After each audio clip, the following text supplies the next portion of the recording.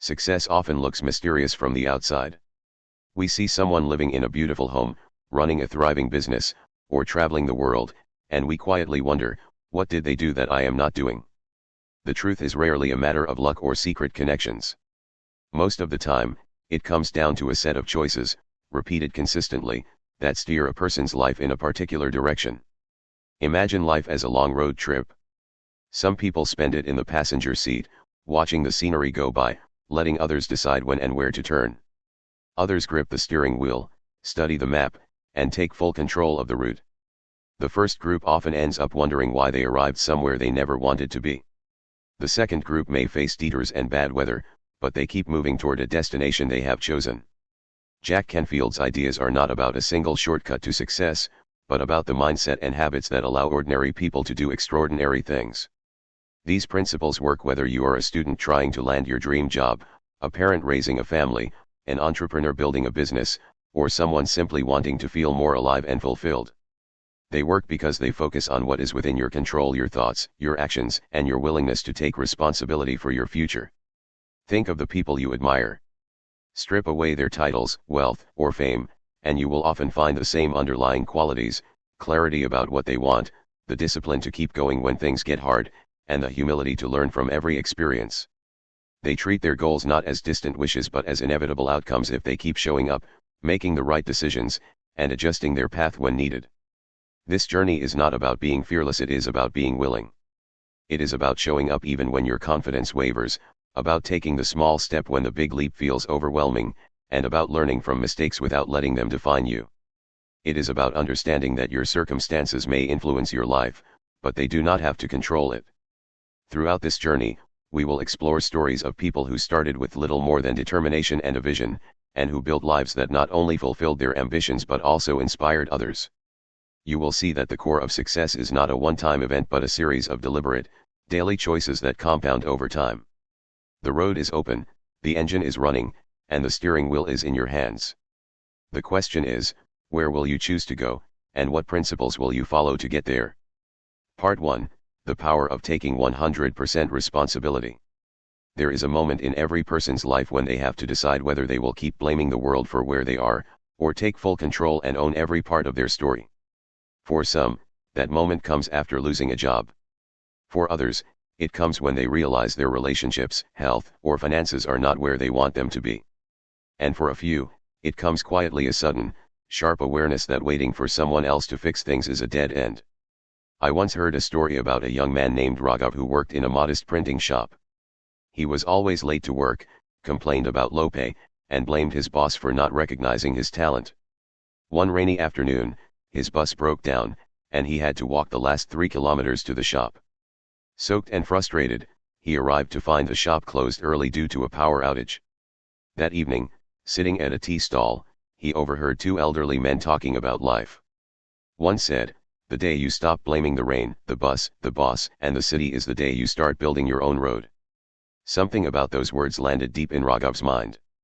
For the first time, he asked himself, what if I am the reason my life is the way it is? That question is where real change begins. The truth is, taking 100% responsibility means no excuses, no blaming others, and no waiting for luck to save you. If your income is not what you want, if your relationships feel shallow, if your health is suffering, you look in the mirror and accept that you have either created those results or allowed them to happen. This is not about self-punishment, it is about reclaiming your power. Think about a ship's captain. If a storm hits, they cannot blame the sea for being rough.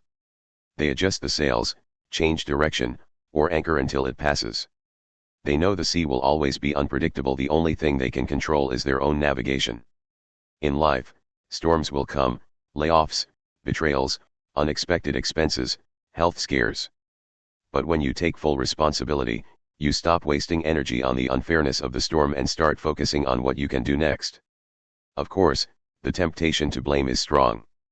It feels comforting to say, "I cannot help it, it is because of my parents," or "the economy is bad," or "I just have bad luck." But that comfort is dangerous. It keeps you stuck, because it shifts the power to change into someone else's hands. The moment you accept that your current reality is a result of your past decisions and that your future will be shaped by the decisions you make today, you unlock the ability to steer your life in any direction. A classic example is Oprah Winfrey. Born into poverty, facing abuse and instability in her childhood, she had every reason to let her circumstances define her. But instead, she took ownership of her education, her mindset, and her opportunities. She sought out mentors, worked relentlessly, and learned from every setback. By refusing to let her early life dictate her destiny, she turned the steering wheel firmly into her own hands. Taking responsibility does not mean you control every event. You cannot control the weather, traffic, or the behavior of others. But you can control how you respond to those things. A missed train can ruin your day, or it can give you an unexpected hour to read, think, or plan. A colleague's criticism can crush you, or it can teach you something valuable about your work. The difference lies in whether you focus on what you cannot change, or on what you can do right now. One powerful practice is to replace the question "who is to blame?" with "what can I do now?" This shift turns every obstacle into a challenge you can work with. Instead of saying, "my boss never promotes me," you might ask, "what skills can I learn, or what opportunities can I create, to make myself too valuable to ignore?" Instead of thinking, "the market is bad," you could ask, "what other income streams can I explore?" When Raghav heard those words at the tea stall, he decided to test this idea. He began arriving at the shop early, offering to take on extra work, and learning graphic design in the evenings. Within a year, he had enough skill and confidence to start freelancing. Within 3 years, he opened his own small design studio. The rain, the bus, and the boss had not changed, but Raghav had, and so had his results. Taking 100% responsibility is not a one-time decision. It is a daily commitment. It means catching yourself when you start to complain and asking, "what am I going to do about it?" It means recognizing that while you cannot rewrite the past, you can shape the future by the actions you take today. And the most liberating truth? Once you stop waiting for someone else to make your life better, you realize you already have the keys to do it yourself. Part 2: Clarity of Vision and Purpose. Imagine walking into a busy train station. Hundreds of trains are lined up, engines humming, whistles blowing. You buy a ticket, step onto the platform, and then realize you have no idea which train you are supposed to board. The announcements are loud, the crowd is rushing, and the trains keep leaving without you. That is what life feels like without a clear vision. You might be moving, but you are not moving toward anything specific. Clarity of vision is like knowing your exact destination and having the map to get there. Without it, you drift. With it, even obstacles feel like temporary detours rather than dead ends. One of the most striking real-world examples of clarity is Walt Disney. Long before Disneyland existed, Walt carried around detailed sketches of his dream park. He could describe every ride, every color, and even the background music. People thought he was foolish. How could a man with little money and a pile of failures talk about a magical place no one had ever seen?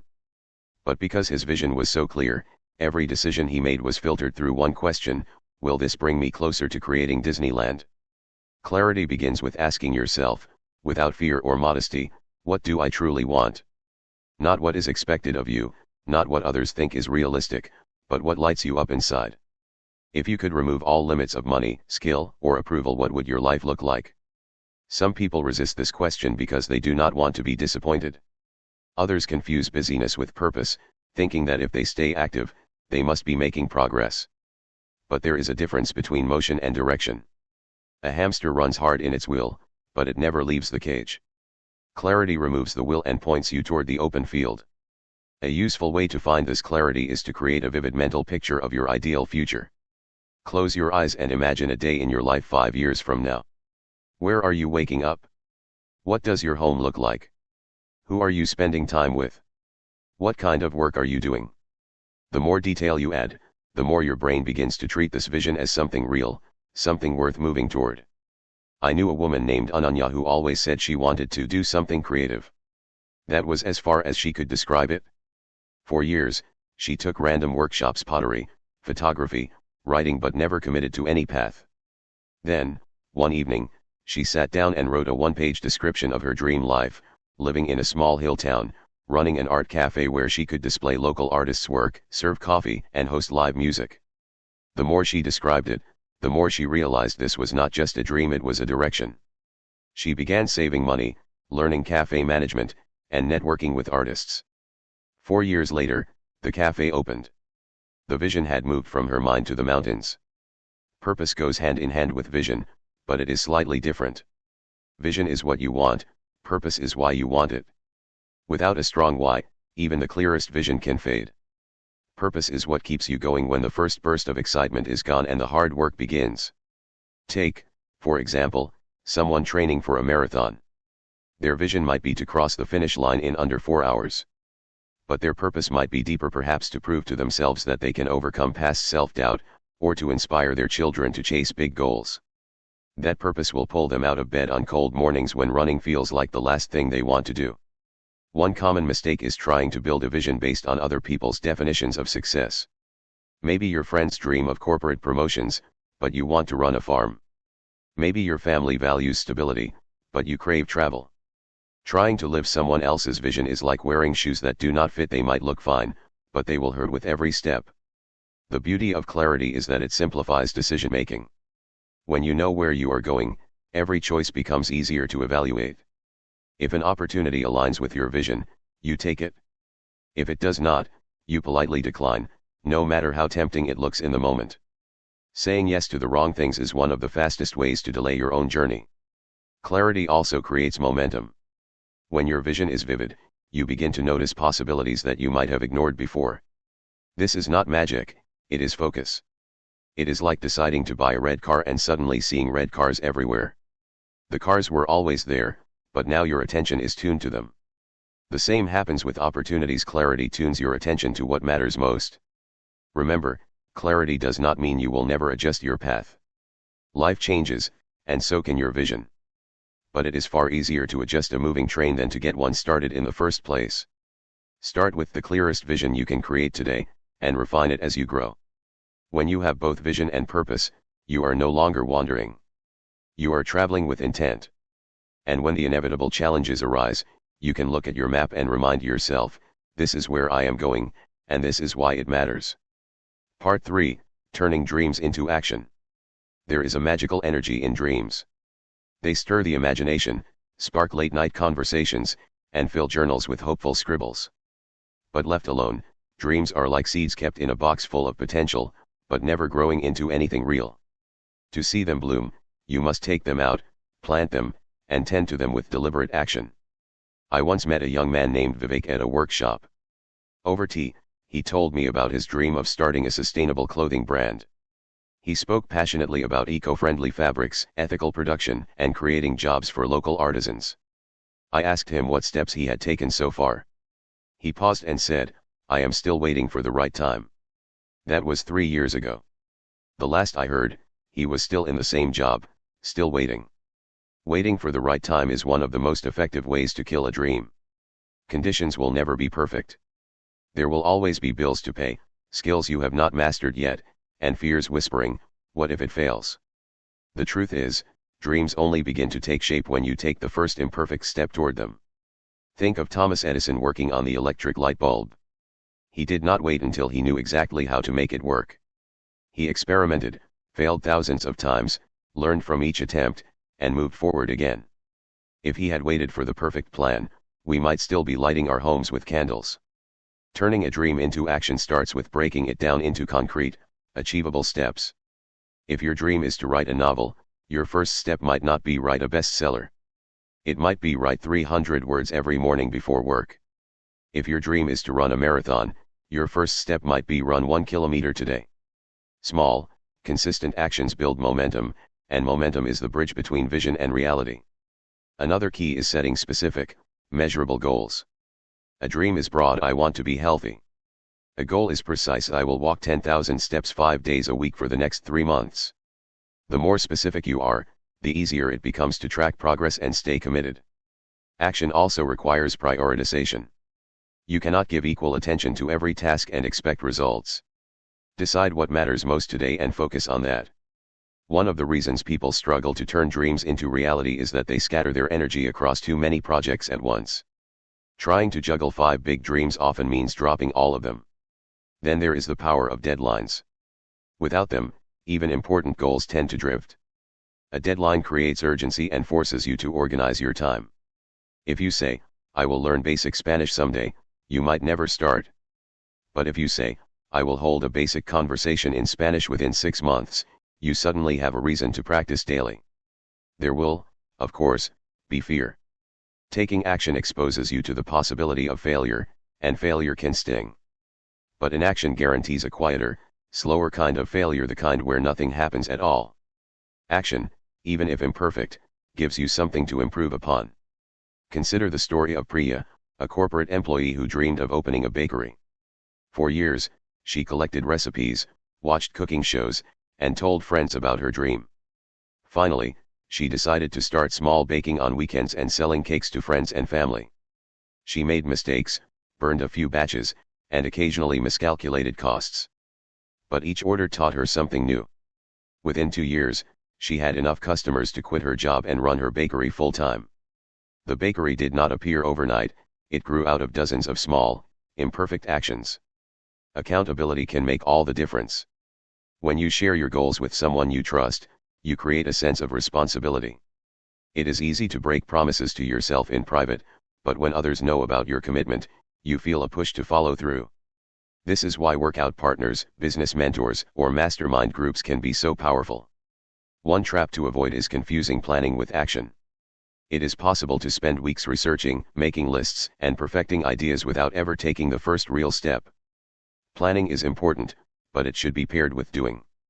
Sometimes the best way to figure out the next step is to start moving and adjust along the way. And here is the thing, action creates clarity. Many people wait for complete certainty before they start, but certainty often comes after you begin. The first step might be clumsy, but it leads to the second, which leads to the third, and soon you are walking toward your dream with more confidence than you thought possible.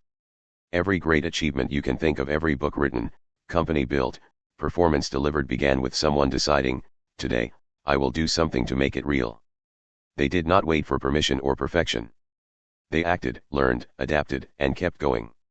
So, if your dream feels far away, ask yourself, what is one small action I can take today that moves me even a centimeter closer? Do that, and then do the next thing, and the next. Step by step, you will find yourself no longer dreaming about the life you want, but living it. Part 4, Belief and the Inner Game. There is a saying that goes, whether you think you can, or you think you cannot, you are right. At first, it sounds like a clever play on words, but the more you live, the more you see its truth. Our actions are often shaped not by our actual abilities, but by what we believe about those abilities. The inner game, the silent conversation we have with ourselves every day, can be the deciding factor between progress and stagnation. Consider the story of Arun, a bright engineering student who wanted to become an entrepreneur. He had the skills, the ideas, and even a small amount of savings. But every time he thought about starting his business, a voice in his head whispered, "You will probably fail. You are not cut out for this. People will laugh at you." These were not the voices of friends or family, they were his own thoughts, shaped by years of self-doubt. For 2 years, those thoughts kept him from even trying. Beliefs are like the soil in which you plant your actions. Rich, nourishing soil produces strong growth. Poor, rocky soil stunts it. A person can have all the resources in the world, but if they are planting seeds in the soil of self-doubt, the results will be weak. On the other hand, someone with limited resources but fertile belief can grow something extraordinary. One striking example is Roger Bannister, the man who, in 1954, ran the first sub-4-minute mile. For decades before that, experts claimed it was physically impossible. Athletes believed it could not be done, and so none of them broke the barrier. Then Bannister did it, and within a year, several other runners did too. The physical ability was always there, it was the belief that unlocked it. The challenge is that many of our beliefs are hidden. They are stories we have repeated to ourselves so often that we mistake them for facts. I am not good with money. I am too old to change careers. People like me do not become leaders. These beliefs may have been formed from a single failure, a careless comment from someone we respected, or a cultural message we absorbed without questioning. Changing these beliefs starts with awareness. Begin by listening to your inner dialogue. How do you speak to yourself when you face a challenge? Do you encourage yourself, or do you immediately predict failure? Do you focus on possibilities, or on reasons something cannot work? Once you notice a limiting belief, you can challenge it. Ask yourself, is this absolutely true? What evidence do I have? And if it is not true, what would I do differently? This does not mean ignoring reality, it means refusing to let assumptions control your actions. Another powerful tool is visualization. Athletes use it constantly. They close their eyes and imagine themselves performing perfectly, hitting the winning shot, making the perfect dive, running the race with flawless form. This mental rehearsal not only builds confidence but also conditions the brain to expect success. Your mind begins to see the outcome as familiar, even before it happens in reality. Surrounding yourself with belief builders is equally important. The people you spend time with can either feed your confidence or drain it. If you are surrounded by constant doubt, negativity, and fear, it is hard to maintain belief in yourself. But if you spend time with people who challenge you, encourage you, and believe in possibilities, their mindset becomes contagious. A key part of the inner game is how you respond to setbacks. Many people see failure as proof that they were not capable in the first place. But the most successful people treat failure as feedback. They ask, what can I learn from this? How can I improve? This keeps their belief intact while sharpening their skills. Think of J.K. Rowling, the author of the Harry Potter series. She faced multiple rejections from publishers, lived on welfare as a single mother, and was told that children's books did not sell well. If she had believed those voices, she would have stopped. Instead, she held on to the belief that her story mattered.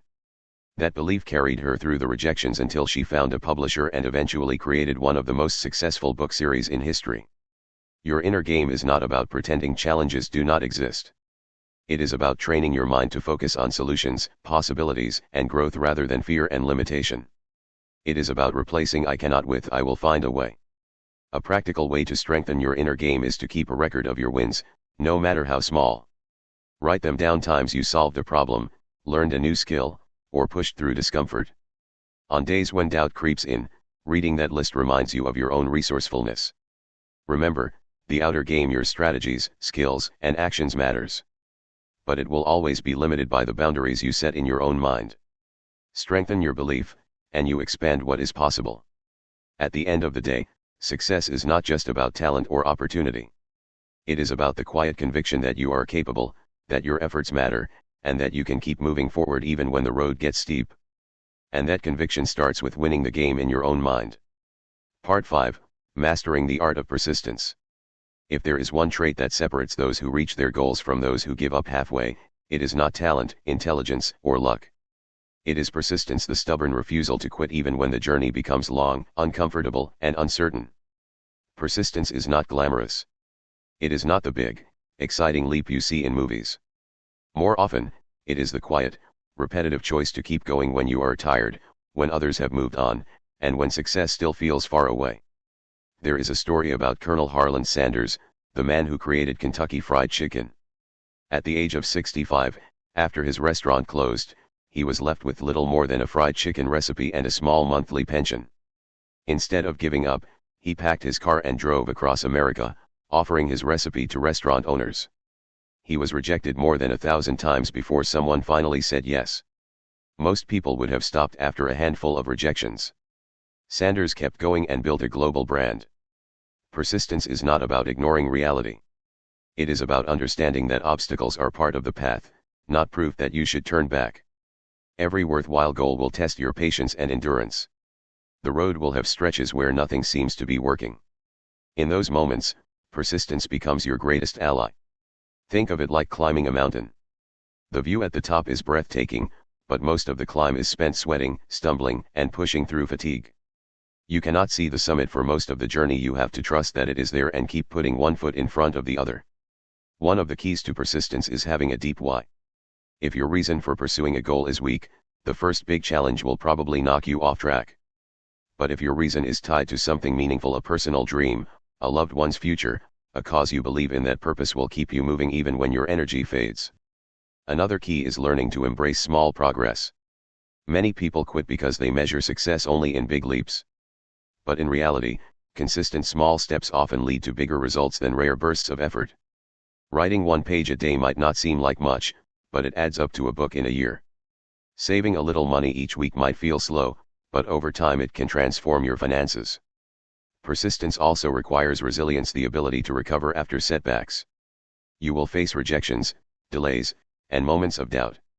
The difference between those who succeed and those who stop is not that the successful never fail, it is that they get up one more time than they fall.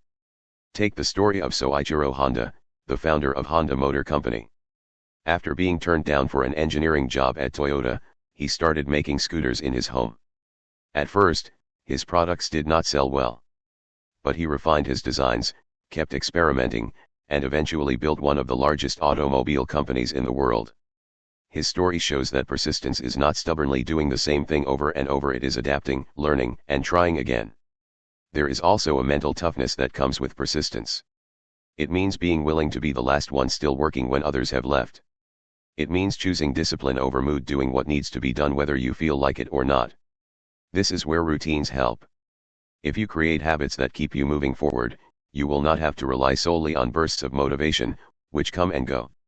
Of course, persistence is not blind. There is a difference between quitting too soon and wisely changing direction.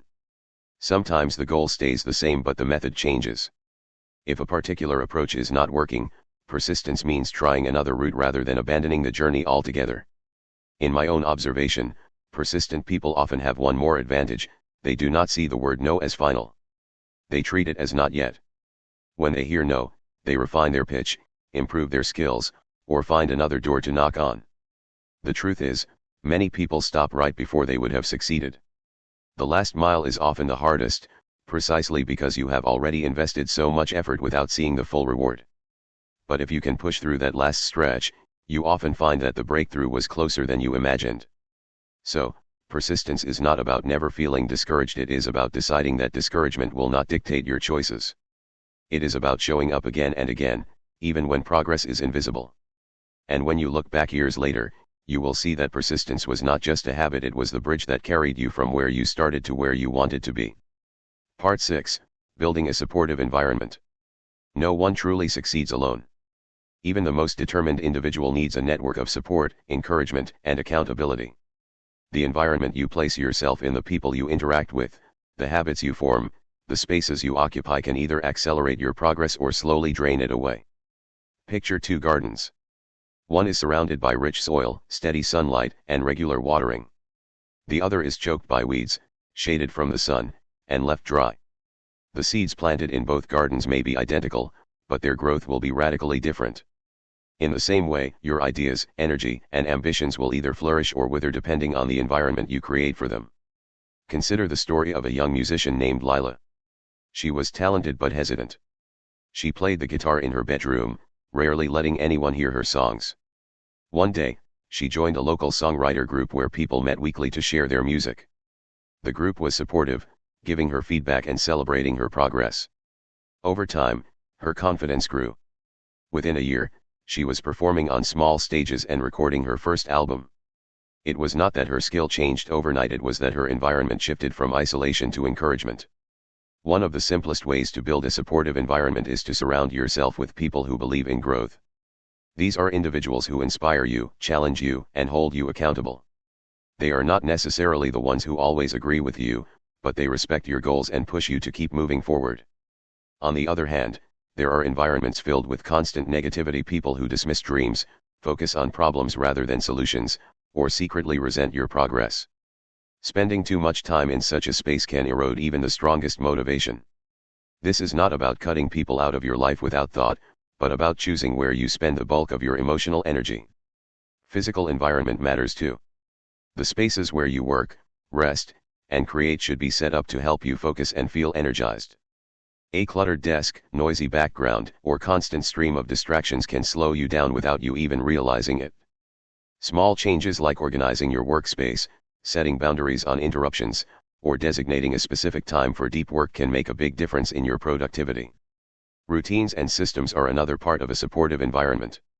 When you build habits that make it easier to act than to procrastinate, you are setting yourself up for consistent progress. For example, laying out your workout clothes the night before makes it more likely you will exercise in the morning. Keeping a daily checklist helps you focus on priorities instead of reacting to whatever comes up. Support also comes in the form of mentorship. A good mentor does more than give advice, they help you see possibilities you might have missed and warn you about mistakes before you make them. Mentors can be found in your field, in your community, or even in books and recorded talks.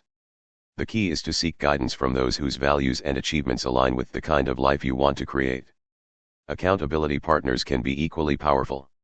When someone else knows your goals and checks in on your progress, you are less likely to let excuses take over. It is one thing to break a promise to yourself, it is another to admit to a trusted friend that you did not follow through. Building a supportive environment also means being willing to ask for help. Many people struggle with this, believing they have to do everything on their own to prove their strength. But asking for help is not weakness, it is a recognition that others' strengths can complement your own. There is a famous African proverb, if you want to go fast, go alone.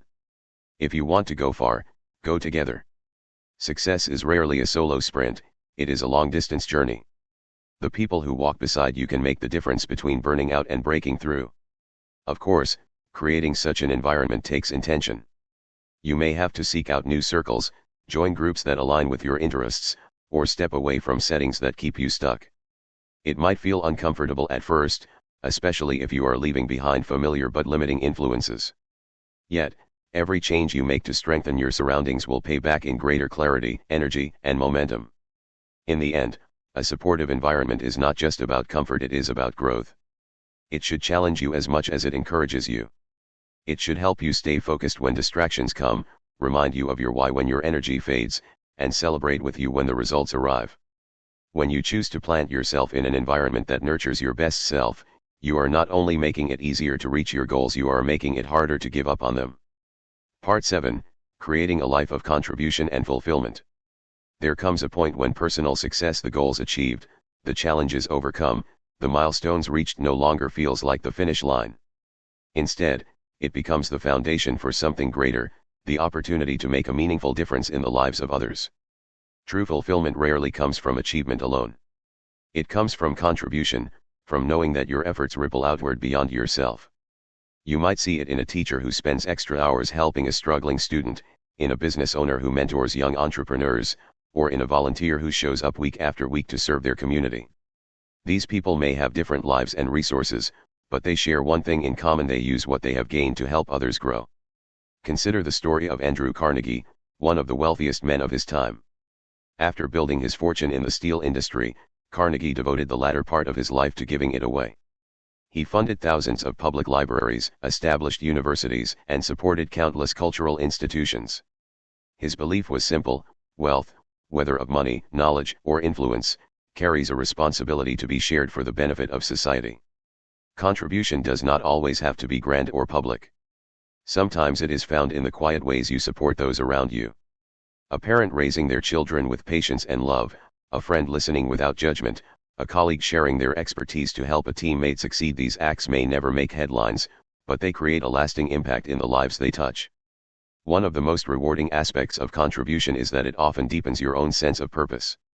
When your work is tied to something bigger than personal gain, challenges become easier to bear. You are no longer running solely for your own finish line, you are helping others reach theirs too. Contribution also has a way of multiplying.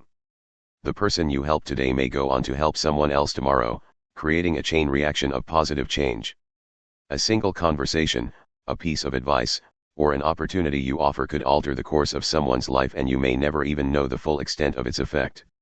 Of course, contribution is not limited to money or material resources. Your time, skills, and attention are often the most valuable gifts you can give. In an age where many feel unseen and unheard, the act of showing up for someone with genuine care can be transformative. Fulfillment, on the other hand, is deeply personal. It comes from living in alignment with your values, from using your strengths in ways that matter to you, and from knowing that your days are spent on things that feel meaningful. It is possible to have success without fulfillment, to reach your goals but feel an emptiness where purpose should be. That is why the journey to true success is incomplete without the search for fulfillment. One way to find it is to regularly ask yourself, if I had all the money, time, and freedom in the world, how would I spend my days? The answers often reveal what matters most to you. It might be creating, teaching, healing, building, or exploring.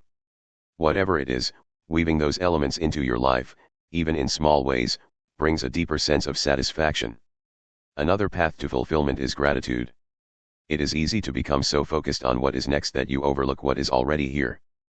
Pausing to acknowledge the people, opportunities, and experiences you have can shift your perspective from scarcity to abundance. Gratitude does not mean settling, it means appreciating the journey while still reaching for more. In the end, contribution and fulfillment are closely linked. One feeds the other. The more you give in ways that align with who you are, the more fulfilled you feel, and the more fulfilled you feel, the more you have to give.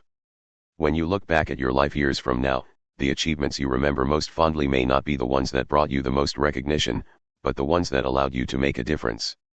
Your legacy will not be measured solely by what you earned or built, but by the lives you touched along the way. Success, in its truest form, is not just about getting ahead.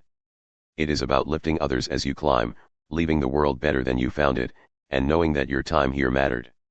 That is the kind of success that lasts long after the applause fades. Success is often imagined as a straight line, a clear path from where you are to where you want to be. But as we have seen, it is far more like a winding journey, filled with turns, obstacles, and unexpected detours. The difference between those who arrive and those who stop halfway lies in a combination of vision, action, persistence, and the willingness to grow. You have the ability to shape your life, not through rare bursts of brilliance, but through the steady, daily choices that align with your deepest values.